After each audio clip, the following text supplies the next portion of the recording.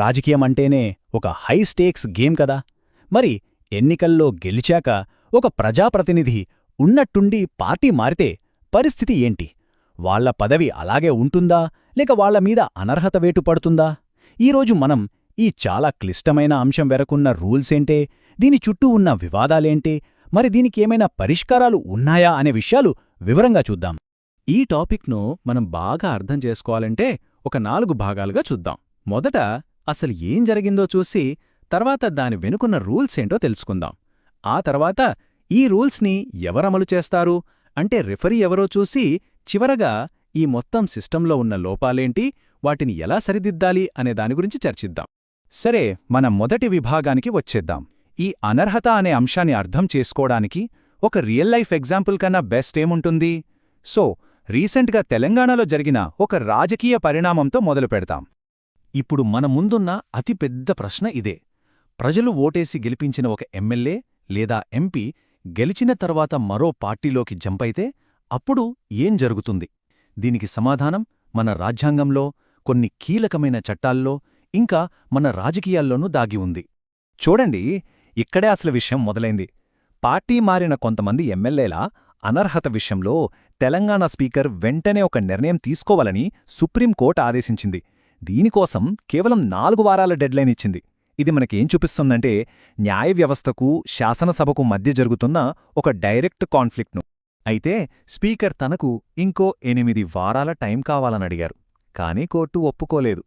ఎందుకంటే ఇంతకు ముందే 3 నెలల గడువు ఇచ్చామని, అది కూడా దాటిపోయిందని చెప్పింది.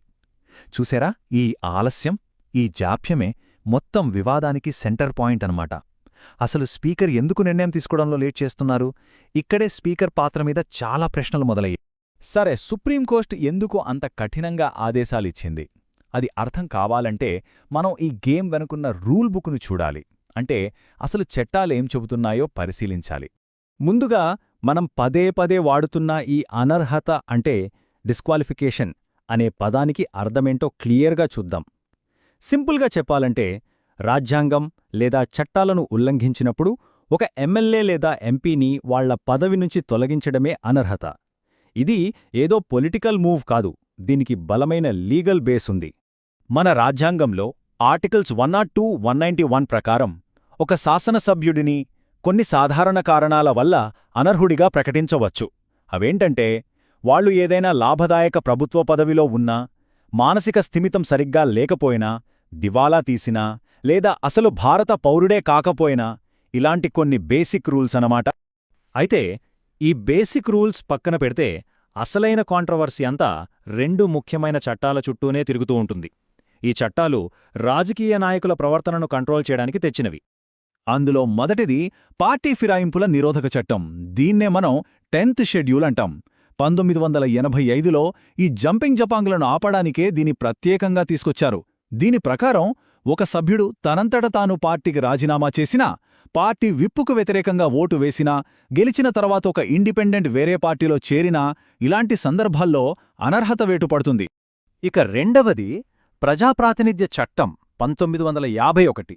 దీన్ని బట్టి అనర్హత అనేది కేవలం పార్టీ మార్పులకే పరిమితం కాదని మనకర్థమవుతోంది. ఏదైనా నేరంలో 2 ఏళ్లకు పైగా శిక్ష పడినా, అవినీతికి పాల్పడినట్టు ప్రూవ్ అయినా, లేదా ఎన్నికల ఖర్చులు సరిగ్గా చూపకపోయినా కూడా పదవిపోతుంది. అంటే చట్టాన్ని, నిజాయితీని కాపాడటం కూడా చాలా ముఖ్యం. ఓకే, రూల్స్ ఏంటో చూశాం. కానీ ఇప్పుడు అసలు ప్రశ్నేంటంటే, ఈ రూల్స్ బ్రేక్ అయ్యాయని ఎవరు డిసైడ్ చేస్తారు? ఫైనల్ కాల్ తీసుకునేది ఎవరు? అంటే ఈ గేమ్లో రెఫరీ ఎవరు? ఇక్కడే ఒక చిన్న ట్విస్ట్ ఉంది. అధికారం మొత్తం ఒకరి చేతిలో లేదు. అనర్హతకు కారణాన్ని బట్టి అధికారం కూడా మారుతుంది. పార్టీ ఫిరాయింపుల కేసైతే దానిపై నిర్ణయం తీసుకునేది స్పీకర్.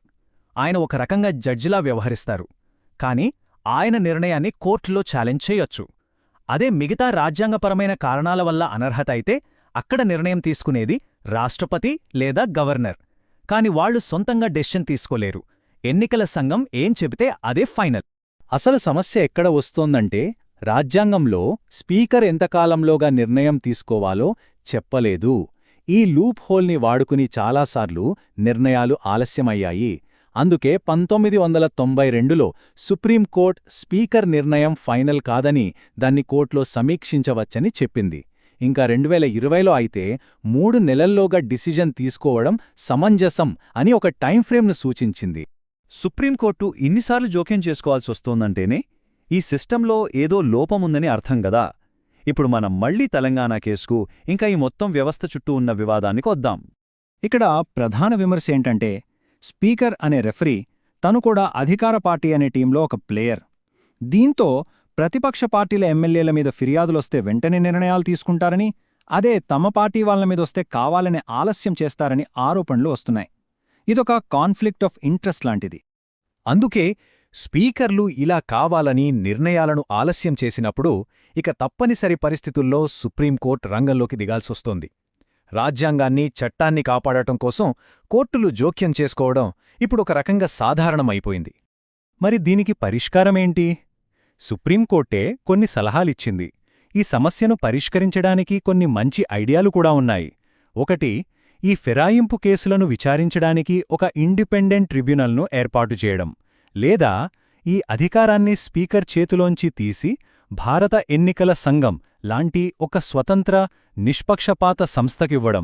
చివరిగా ఒక ఆలోచింపజేసే ప్రశ్నతో ముగిద్దాం. ఒక రాజకీయ పార్టీకి చెందిన స్పీకర్ మరో రాజకీయ నాయకుడి విధేయతను, లాయల్టీని నిర్ణయించే జడ్జిగా ఉండటం ఎంతవరకు కరెక్ట్? ఈ ప్రశ్నలోనే ఈ మొత్తం సమస్యకు సంబంధించిన సందిగ్ధత దాగి ఉంది. దీనికి సమాధానం దొరికినప్పుడే ఈ చట్టం భవిష్యత్తు ఏంటో స్పష్టమవుతుంది.